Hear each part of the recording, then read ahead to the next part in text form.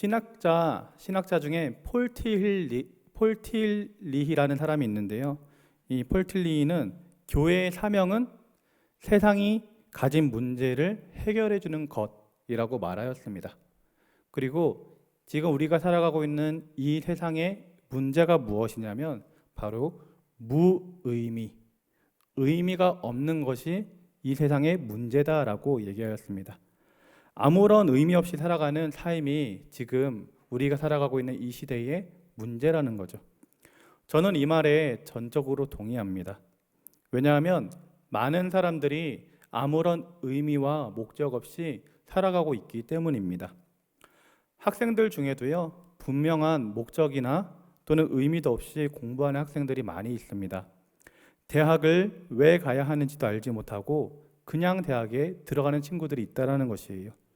자신의 인생의 사명이라든지 어떤 꿈이 있어가지고 전공을 선택하는 것이 아니라 그냥 그 전공을 선택하면 돈을 많이 벌 수 있다고 하니까 그 전공을 선택하는 학생들이 많이 있고요. 아니면 그냥 들어갈 수 있는 곳이니까 그냥 들어가는 학생들이 많이 있다는 것입니다. 어른들도 마찬가지예요. 하루하루 삶을 살 때에 의미 있고 목적 있는 삶을 사는 것이 아니라 그냥 다람쥐 쳇바퀴 돌듯이 하루하루 살아가고 있는 어른들도 참 많이 있습니다. 얼마 전에 친구들이 생각나가지고 친구들에게 전화를 건 적이 있어요. 그래서 어떻게 잘 지내냐라고 물어봤더니 하나같이 들려오는 대답이 무엇이었냐면 그냥 똑같지 다 그냥 똑같다요. 그냥 하루하루 사는 삶이 다 그냥 그렇다라는 것입니다. 예전에 인터넷에 영상이 하나 올라와서 봤던 기억이 있는데요. 어떤 영상이었냐면 현대인들의 하루의 삶이라는 영상이었어요. 근데요, 현대인의 하루의 삶인데요, 영상이 굉장히 짧아요. 몇 초밖에 안 됐습니다. 그 보니까 어떤 영상이냐면 아침에 일어나는 장면, 그리고 출근하는 장면, 그리고 집에 돌아오는 장면, 그리고 집에서 TV나 핸드폰 하다가 자는 장면, 이렇게 4-5컷밖에 안 되는 거예요. 그런데요, 그 댓글에 사람들이 뭐라고 댓글을 달았냐면 너무나도 공감한다라는 거예요. 다들 그렇게 아침에 일어나면 그냥 회사에 가서 일하고 일 끝나서 돌아오면 집에 와서 밥 먹고 쉬다가 잠을 자고 그 다음 날도 똑같이 그렇게 하고 그 다음 날도 똑같은 그런 의미 없는 무의미한 삶을 살아간다라는 거죠. 이처럼 많은 사람들이요, 의미 없는 삶을 살아가고 있습니다. 의미와 목적 없는 삶을 살아가는 것이죠. 이러한 현세대를 바라보면서 한 사람의 사역자로서 내가 무엇을 할 수 있을까? 이런 고민에 빠지게 되었습니다. 어떻게 하면 의미 없이 살아가는 그들에게 의미 있는 삶을 살아갈 수 있게 해줄 수 있을까? 이런 고민을 하게 되었습니다. 여러분, 어떻게 하면 의미 없이 살아가고 있는 세상 사람들에게 의미를 부여해 줄 수 있고 그들이 목적을 가진 채 삶을 살아갈 수 있게 할 수 있을까요? 요한복음 20장과 21장을 보면 예수님이 부활하신 후에 만난 사람들에 대한 이야기가 소개되고 있습니다. 제일 처음 만났던 사람이 누구냐면 마리아예요. 마리아는 예수님이 죽었기 때문에 굉장히 슬퍼했습니다. 성경에 보면 슬픔에 빠져 있는 여인이라고, 슬픔에 잠겨 있다라고 표현되고 있어요. 울고 있었다라는 거죠. 그런데 그 울면서 슬퍼하고 있는 마리아를 부활하신 예수님께서 만나 주셨습니다. 그랬더니 마리아는 슬픔이 변하여서 기쁨이 되었어요. 두 번째 만난 사람은 예수님의 제자들이었습니다. 제자들은 어떤 상태에 있었냐면 두려움이 가득한 상태에 있었어요. 왜냐하면 예수님을 잡아 죽인 사람들이 예수님의 제자인 자기들마저 잡아서 죽일까봐 무서워가지고 집 문을 다 닫고 방 안에 꼭꼭 숨어 있었던 것입니다. 그곳에 예수님께서 부활하셔가지고 나타나셔서 너희에게 평강이 있을지어다 라고 말씀하시니 그들의 두려움이 사라져서 그들도 기뻐하게 되었어요. 그리고 세 번째 만난 사람이 있는데요, 도마입니다. 도마는요, 이 제자들을 만날 때 그 자리에 있지 않았던 거예요. 그 제자들이 도마에게 도마야, 예수님께서 지금 부활해가지고 우리에게 나타나셨어. 예수님이 살아나셨어 라고 얘기했는데 도마가요, 믿지 못했어요. 내가 예수님의 손바닥에 손가락을 넣어보지 않고는, 내가 내 손을 예수님의 옆구리에 넣어보지 않고는 나는 믿지 못하겠다 라고 하면서 의심이 많은 상태로 믿지 못하고 있었습니다. 그 도마에게 예수님께서 나타나셔서 내 손을 내밀어서 내 옆구리에 집어넣어 보아라. 그러면서 믿음 없는 자가 되지 말고 믿음이 있는 자가 되라라고 말씀하시면서 믿음을 다시금 심어주셨습니다. 마지막 만난 사람이 베드로예요. 베드로는 어떤 상태에 있었냐면 아까 서두에 소개해드렸던 무의미한 삶을 그냥 살아가고 있었습니다. 그냥 예수님을 만나기 전에 했었던 직업이 뭐였죠? 베드로가? 맞습니다. 어부입니다. 그래서 예수님이 돌아가시고 나서는 아무런 목적과 아무런 의미도 없이 그냥 자기가 해왔던 것, 어부의 생활을 하고 있는 거예요. 그렇게 무의미하게 목적도 없이 사명도 없이 살아가고 있는 베드로에게 예수님께서 나타나셔서 내가 나를 사랑하느냐?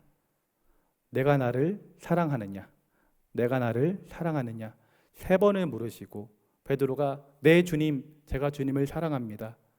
네 주님, 제가 주님을 사랑합니다.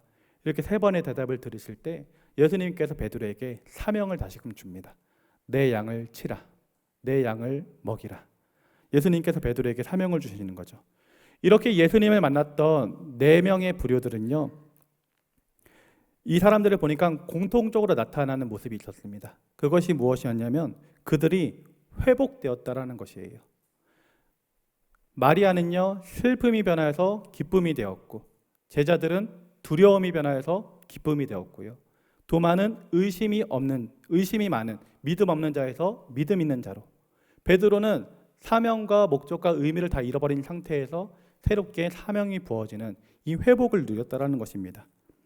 이렇게 베드로 등 주님의 제자들이 예수님을 만나니 그들의 삶은 회복되게 되었습니다.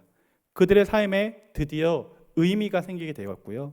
그들의 삶에 드디어 목적이 생기게 되었던 것이에요.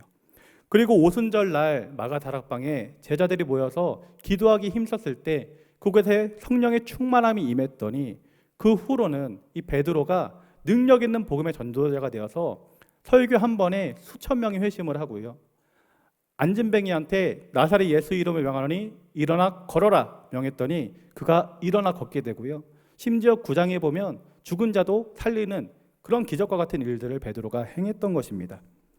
그들이 이렇게 변화될 수 있었던 이유가 무엇일까? 그거는요, 바로 예수님을 만났기 때문입니다. 그리고 성령의 충만함을 받았기 때문인 것이에요. 이처럼 우리 성도에게 삶의 의미를 부여해주고 삶의 목적을 주며 삶의 소망을 주시는 분은 우리 예수님밖에 없는 것입니다. 예수님과 교통하면서 살아갈 때, 다시 말해 성령으로 충만하여서 살아갈 때 우리는 삶의 의미를 찾을 수 있고 삶의 희망을 가지고 살아갈 수 있다라는 것입니다. 저는 동기부여가 좀 굉장히 중요한 사람이에요. 무엇인가 납득이 되지 않고 이해가 되지 않으면 마음이 동하지 않는 그런 성격의 소유자입니다. 어렸을 땐 몰랐는데 나이가 드니까 내가 이런 사람이구나 라고 깨닫게 되더라고요. 그래서인지 이게 핑계일 수도 있는데요. 저는 학창 시절에 열심을 다해서 미래를 준비하지 못했습니다. 왜냐하면 그 당시에 내가 왜 공부해야 되는지, 내가 왜 대학에 가야 되는지 그 이유를 알지 못했기 때문이에요. 그 당시에는 꿈이 없었고 목적이 없었습니다. 그러다 보니 공부를 해야 하는 목적, 대학에 가야 하는 목적과 이유에 대해 마음으로 이해가 되지 않고 납득이 되지 않고 생각이 없으니까 인생에 대한 고민 가운데 방황하면서 고등학교 시절을 보냈던 것이죠. 그렇게 고등학교를 졸업하고 나니까 할 수 있는 것이 아무것도 없었습니다. 그래서 다들 대학교는 가니까 대학은 가야겠다 생각해서 재수학원을 등록은 했는데요. 다녀보니까 너무 힘들더라고요. 그래서 2달 만에 때려치고 또 방황하고 있었어요. 그랬더니 아버지가 하시는 얘기가 너 그럴 거면 군대나 가라. 어차피 군대는 가야 되니까 그게 좋겠다 싶어가지고 저는 20살에 군대를 다녀왔습니다. 그런데 군대를 가는 여름쯤에 교회 수련회를 가게 되었는데요. 그 수련회에서 제가 큰 은혜를 받게 된 거예요. 또 그 받은 은혜를 가지고 이제 군대에 입대할 때에 성경책을 가지고 들어가게 됩니다. 그리고 군대에서 저는 이제 군종병이 되었고요. 거기서 믿음이 성장하게 되었어요. 군대에서 하나님을 잘 믿고 성경을 직접 읽고 또 신앙서적을 보다 보니까 이때까지 없었던 삶의 목적과 의미를 찾게 되었습니다.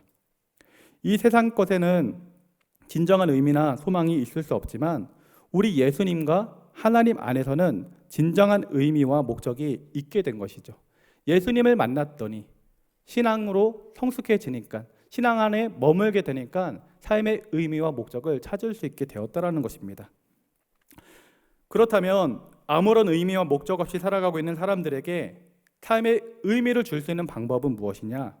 삶의 목적을 줄 수 있는 방법은 무엇이냐면 우리의 소망 되신 예수님을 그들에게 알려주고 그들로 하여금 예수님과 교통하는 삶을 살게 하는 것이라는 결론에 깨달을 수 있게 되었습니다.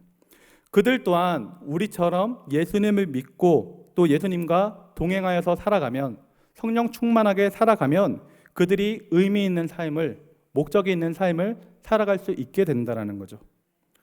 그런데요, 문제는 세상 사람들이 예수님에 대해서 또 우리 교회에 대해서 받아들이지 않는다라는 거에 있었습니다. 그들로 하여금 의미 있는 삶을 살아갈 수 있게 해주는 유일한 방법이 그들이 예수님에 대해 알고 체험하는 것이지만 그들이 예수님을 받아들이지 않는다라면 아무 소용이 없게 되는 것이죠. 예수님을 받아들이지 않는, 또 교회를 좋아하지 않는 이 세상 사람들에게 어떻게 하면 그들에게 다가갈 수 있을까요? 어떻게 하면 의미 있는 삶을 그들로 하여금 살 수 있게 만들까요? 어떻게 하면 세상 사람들과 우리의 소망 되신 예수님을 연결시켜 줄 수 있을까요? 이런 고민에 빠지게 되었습니다. 예전에 고등부 사역을 한 적이 있는데요. 고등학교 3학년 아이들에게 영상 하나를 보여준 적이 있습니다. 수능 시험을 앞둔 수험생들에게 축구 선수 이영표 선수 잘 아시나요? 그 이영표 선수가 크리스찬이거든요. 그 이영표 선수가 수능을 앞둔 학생들에게 영상을 하나 찍어가지고 유튜브에 올렸던 거예요. 근데 그 영상을 보면 이영표 선수가 이렇게 얘기를 합니다. 성공과 실패에 대해서 얘기를 하는데요. 성공이 아니고 실패가 아니다라는 거예요. 성공으로 시작했지만 실패로 끝나는 인생도 너무 많이 봤고, 실패로 시작했지만 성공으로 끝나는 인생도 너무 많이 봤다라는 거죠. 이런 관점에서 보면 성공이 아니고 실패가 아니라는 것이었습니다. 성공과 실패 둘 다 축복으로 향하여 가는 하나의 과정일 뿐이라고 말하며 이 수험생들을 위로해주고 격려해주는 그런 영상이었어요. 이 영상을 보여주는데 아이들이 평소에 모임할 때 그 집중하던 그 눈빛을 제가 알잖아요. 항상 모임을 했으니까. 제가 설교하고 할 때는 이 눈에 힘이 없었는데 이영표 선수의 그 영상을 보는데 애들이 얼마나 눈빛이 초롱초롱한지 몰라요. 한 친구는 수능 시험이 끝난 후에 전도사님 그때 보여줬던 영상 또 보여주세요. 그때 그 이영표 선수가 했던 말이 자꾸 생각이 나요. 한 번 더 보고 싶어요 라고 요청을 하더라고요. 이영표 선수는요, 이런 영상을 통해서 교회에 있는 학생들 뿐만 아니라 수능 시험을 치르는 많은 학생들에게 용기와 힘을 불어넣어 주었던 것입니다. 이영표 선수가 그리스도인으로서 선한 영향력을 끼쳤던 것이죠. 그때 제가 그 아이들을 바라보면서 깨달은 것이 있어요. 어떻게 하면 믿지 않는 사람들에게 복음을 전할 수 있을까? 어떻게 하면 그들로 하여금 복된 길로 들어서게 할 수 있을까? 어떻게 하면 무의미한 삶을 살고 있는 자들에게 우리 예수님을 전하며 의미 있는 삶을 살 수 있게 할까? 그에 대한 해답이 바로 우리 교회 성도들의 선한 영향력에 있구나라는 것을 깨달을 수 있었습니다. 세상 사람들과 우리 예수님을 연결할 수 있는 것은 결국 우리 믿는 성도라는 것이에요. 오늘 본문 마태복음 5장 16절의 말씀을 보면 이렇게 기록되어 있습니다. 이같이 너희 빛이 사람 앞에 비치게 하여 그들로 너희 착한 행실을 보고 하늘에 계신 너희 아버지께 영광을 돌리게 하라. 무슨 말씀입니까? 우리가 세상의 빛으로서 어둠 가운데 빛을 비추게 되면, 다시 말해 우리의 착한 행실을 통해서 그 어둠 가운데 빛을 비추게 되면 그들이 하나님을 알고 하나님께 영광을 올려드릴 수 있다라는 것입니다. 아무리 성경 말씀이 진리여도요, 아무리 우리 교회 안에 은혜가 충만하여도 그들에게 전하지 않으면 아무 소용이 없는 것입니다. 세상 사람들에게 복음을 전하고 그들에게 소망을 줄 수 있는 유일한 사람은 누구냐? 바로 교회의 성도들이라는 것이에요. 세상 사람들은요, 우리를 필요로 하지 않습니다. 그런데 역설적으로 세상 사람들에게 있어서의 소망은 바로 우리들인 것이에요. 우리 교회가 빛과 소금의 역할을 잘 감당하면 감당할수록 세상은 조금 더 의미 있는 삶을 살아가는 이들로 가득하게 될 것입니다. 그런데 반대로요, 우리 교회가 빛과 소금의 역할을 잘 감당하지 못하면 이 세상은 점점 더 의미 없는 세상으로, 점점 어두운 세상으로 나아가게 될 거란 말입니다. 여기서 우리가 한 가지 더 살펴볼 문제가 있는데요, 그것은 다름 아닌 교회 구성원인 우리 교역자와 성도, 바로 우리들이 그 역할을 잘 감당하고 있냐라는 것이에요. 우리가 이렇게 중요한 사명을 받은 자이고 중요한 인물들인데 우리가 이 복음을 전하는 매개체의 역할을 잘 감당하고 있냐라는 것이죠. 세상 사람들은 교회에 관심이 많을 것 같으세요? 없을 것 같으세요? 많은 것 같기도 하고 없는 것 같기도 하고, 그죠? 세상 사람들이요, 교회에 관심이 굉장히 많습니다. 좀 더 주의 깊게 들여다보고요, 또 영적으로 보면 교회의 기대를 가지고 있는 것을 알 수가 있어요. 텔레비전에서 교회에 대한 비판의 내용이 나올 때 시청률이 확 올라가요. 또 인터넷에 교회에 대한 문제가 제기되면요, 그곳에 수많은 댓글이 달리게 됩니다. 사람은요, 관심이 없으면 쳐다보지도 않아요. 근데 관심이 있으니까 뭔가 생각이 있기 때문에 그곳에 주의를 기울이고 바라본다라는 것이죠. 세상 사람들은 그들의 삶 가운데 무언가 공허한 것을 채워줄 만한 어떤 것을 은연중에 찾고 있습니다.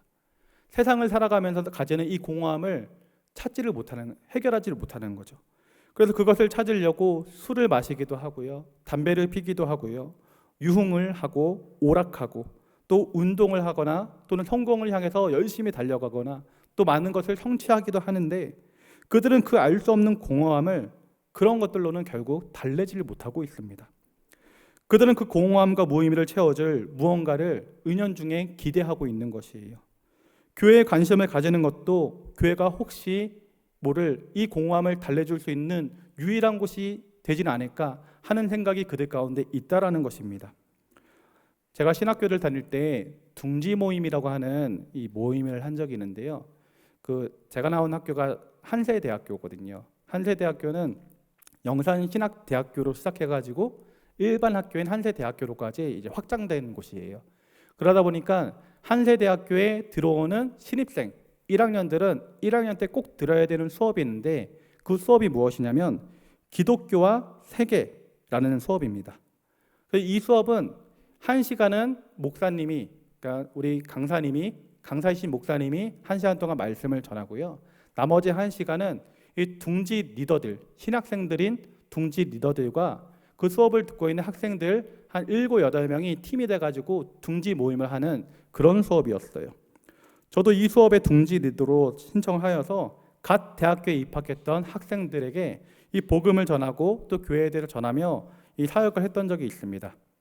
그들 대부분이요, 학교를 다니지 않는 아이들이었어요. 교회를 다니지 않는 친구들이었어요. 10명의 아이들이 있었는데 단 1명만 교회를 나가더라고요. 한 번은 제가 그들에게 혹시 교회에 대해서 궁금한 것이 있으면 무엇이든 한번 물어봐라 라고 얘기한 적이 있습니다. 그런데요, 그들이 물어보는 질문을 보니까 깜짝 놀라지 않을 수 없었어요. 어떤 질문들이었냐면, 예수님은 실제로 존재하는가?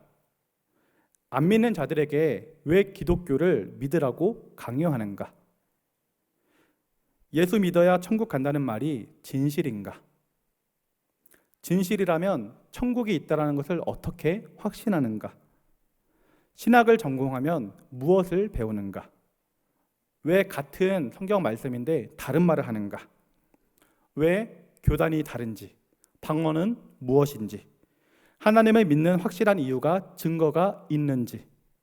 매일 목사님들이 여러 번 설교를 하는데 그 설교는 어떻게 준비를 하는지, 어디서 가져오는 건지 아니면 누가 준비를 해주는 건지 이런 것까지 궁금해 하더라고요. 본인들은 하나님이나 예수님을 만났다고 하는데 무슨 근거로 그것이 하나님과 예수님이라고 확신할 수 있는가? 이러한 질문들이었어요. 그래서 그 당시에 제가 대답해 줄 수 있는 것을 지혜롭게 잘 대답해 주면서 이 교회에 대해서 계속해서 얘기를 한 적이 있습니다. 그랬더니요, 꼬리에 꼬리를 물고 계속해서 질문들이 계속 나오더라고요. 궁금한 것이 굉장히 많았던 것입니다. 그때 이 아이들이 교회에 대해서 참 궁금한 것이 많았구나라는 것을 깨달을 수 있었어요. 이처럼 세상 사람들은요, 자기 자신도 모르게 이 교회에 대해서, 이 성경에 대해서 관심을 가지고 있습니다. 더 나아가 그 마음속을 이제 영적으로 살펴보면, 영적으로 우리가 파고 들어보면 실제로는 그들의 마음속에 교회에 속하고 싶은, 이 진리에 속하고 싶은 마음이 있는 것도 우리는 알 수 있는 거예요. 모든 사람이 교회에 관심이 있고 마음을 열 준비가 되어 있는 것은 아니지만 그들 중에 많은 사람들은 우리 성도가 그들에게 복음을 전파한다라면, 그리고 조금 더 예수님처럼 인생을 살아간다라면 교회에 닫혔던 문을 열 마음의 준비가 되어 있는 사람들이 많다라는 것입니다. 그런데요, 안타까운 것은 교회에는 진리 대신 우리 예수님, 그리고 진리된 우리 하나님의 말씀, 그리고 성령의 충만함, 또 하나님께서 베풀어 주시는 은혜 등 그들에게 희망과 의미를 줄 요소들은요, 충만하게 있는데요, 그것을 전달해 줄 전달자가 그 매개 역할을 잘 감당하지 못하고 있다는 것입니다. 우리 성도들이 행하는 행동과 언어, 이 모습들이 그들에게는 교회의 모습으로 여겨지는 거예요.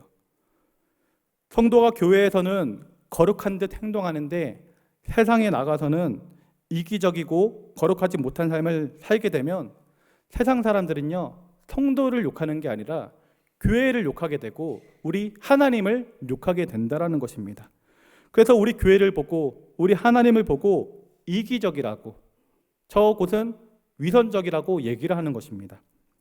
교회의 잘못된 행위, 돈 횡령의 문제나 여자 문제 등이 부각될 때 세상 사람들은요, 더 큰 충격에 빠지게 됩니다. 어떻게 교회에서 그럴 수 있는가?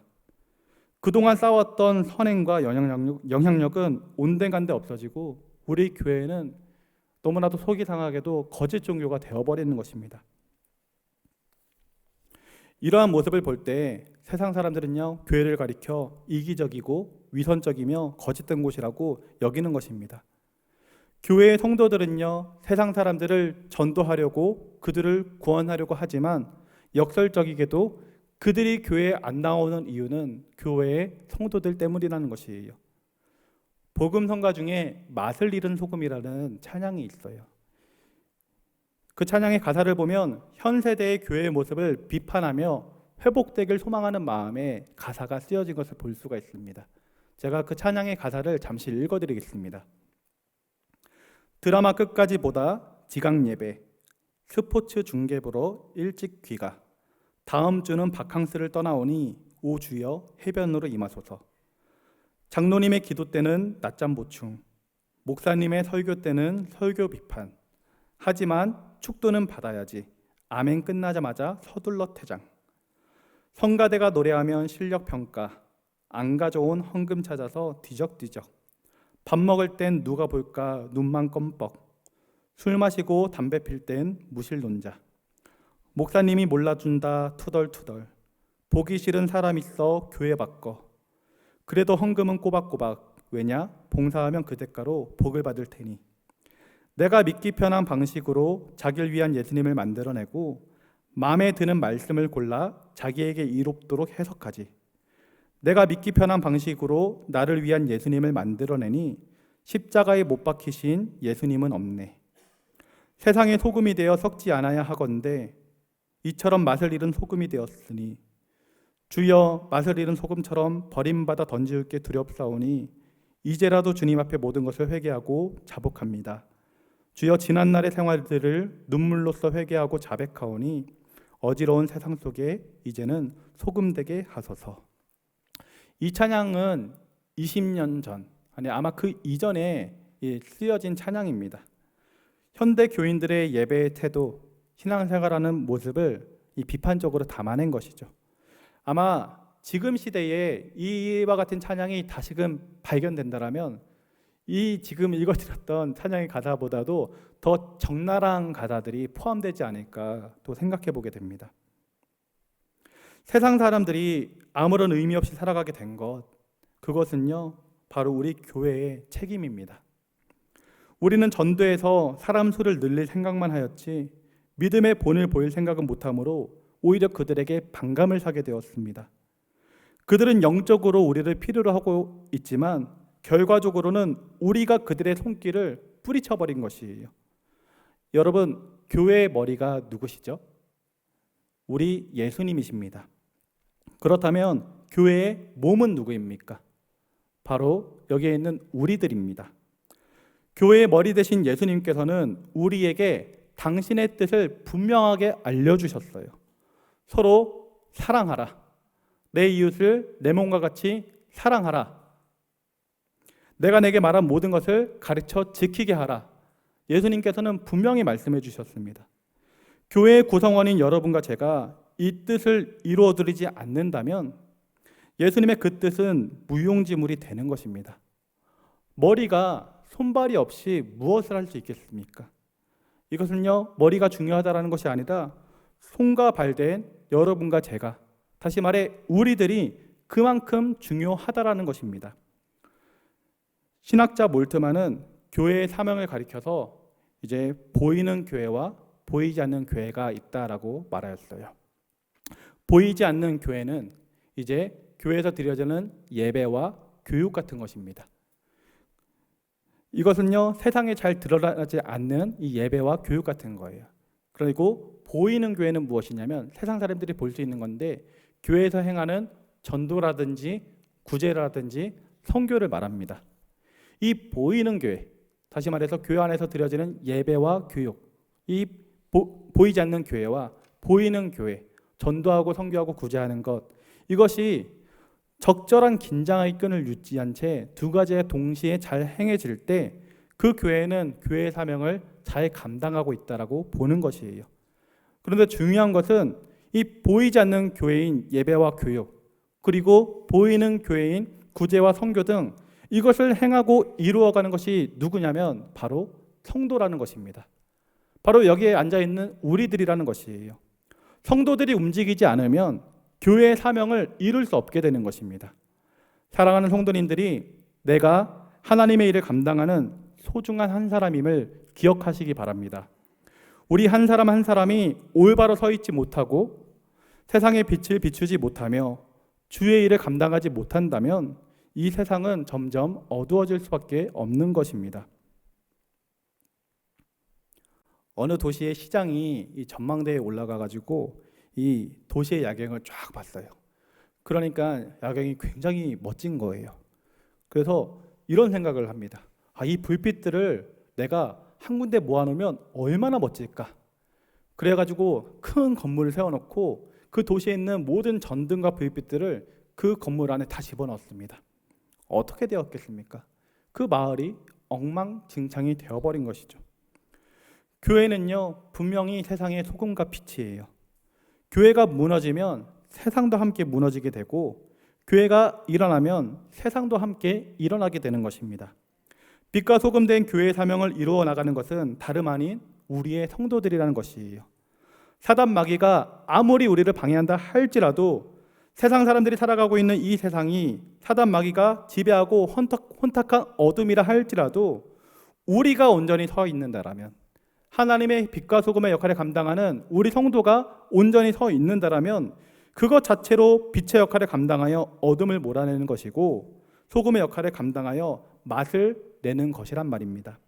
이 사실을 기억하여서 사랑하는 성도님들이 소금의 역할, 이 빛의 역할을 잘 감당할 수 있길 주님의 이름으로 축원합니다. 40년 전에 뉴욕의 한 서커스단에서 공연을 할 때 일어났던 일인데요. 조련사가 호랑이 4마리하고 철장 안에서 이 쇼를 하는 거였어요. 묘기를 보여주는 거였었죠. 그런데 갑자기 정전이 되었습니다. 칠흑 같은 어둠이 임한 거예요. 사람들이 다 걱정했어요. 저 조련사가 지금 호랑이한테 해를 당하면 어쩌나, 다들 걱정하기 시작했습니다. 그리고 온 그 공연장이 컴컴하고 아무도 소리를 내지 않고 조용했어요. 그런데 그렇게 조용하고 껌껌한데요, 이 조련사가 이 호랑이들을 조련하는 이 호루라기 소리라든지 채찍 소리라든지 아니 명령 소리라든 것을 껌껌한데도 불구하고 마치 빛이 있는 것처럼 하나부터 열까지 차근차근 잘 해나가는 것이에요. 그 1분 만에 불이 다시 켜졌는데 사람들이 다 같이 기립해가지고 그 조련사에게 박수를 쳐줬습니다. 어둠 가운데서도 호랑이를 잘 조련했더니 그것이 너무나 감동이 되었던 거죠. 그래서 조련사가 그 공연을 다 마친 후에 이제 인터뷰를 하는데 그 기자회견에서 조련사가 이렇게 얘기를 했습니다. 어둠 속에서도 호랑이들은 나를 잘 보고 있습니다. 내가 호랑이를 못 보고 있다는 것을 눈치채게 해서는 안 되었습니다. 그래서 저는 어둠 속에 있었지만 마치 밝은 빛 속에 있듯이 행동했던 것입니다. 조련사가요, 어둠 속에서도 호랑이를 여전히 제압하고 살아남을 수 있었던 것은 어둠 속에서도 빛의 사람으로 행동했기 때문입니다. 죄악으로 어두워진 이 세상에서 원수 마귀를 이기고 승리하는 삶을 살려면 우리가 빛의 사람이 되어야 하는 것이에요. 우리 성도님들이 사랑의 빛, 진리의 빛, 평화의 빛, 생명의 빛을 나타낼 때 무너졌던 교회의 위상은 다시금 세워질 줄 믿습니다. 의미 없이 살아가고 있는 인생들에게 하나님의 소망을 안겨줄 수 있게 될 줄 믿습니다. 바라기는 우리 청주 순복음교회 모든 성도님들과 제가 빛의 자녀로서 가정과 일터 그리고 교회와 사회에서 선한 영향력을 끼칠 수 있길 주님의 이름으로 기도드립니다. 아무런 의미 없이 살아가는 사람들에게 삶의 의미를 주고 소망을 줄 수 있는 유일한 방법은요, 우리 예수님밖에 없습니다. 그리고 그 예수님을 전하는 사람은 바로 우리 성도들밖에 없음을 기억하시길 바랍니다. 그 중요한 사명을 내가 가지고 있음을 깨닫고 주님께서 우리에게 명하신 사명들을 온전히 감당할 수 있기를 축원합니다. 착한 행실을 통하여서 하나님께 영광 올려드릴 수 있기를 축원합니다. 소망 없이 살아가고 있는 이 세대 가운데 삶의 의미와 목적을 심어줄 수 있기를 주님의 이름으로 축원합니다. 기도하겠습니다. 이 시간 기도할 때 말씀을 생각하면서 하나님, 빛과 소금 역할을 잘 감당하게 하여 주시옵소서. 우리로 하여금 성령의 충만함을 더하여 주시옵소서. 의미 없는 삶을 살아가고 있는 저 죽어가는 영혼들에게 참된 복음의 의미를 전할 수 있도록 우리를 사용하여 주시옵소서라고 주님 이름 3번 부르고 함께 기도하겠습니다. 주여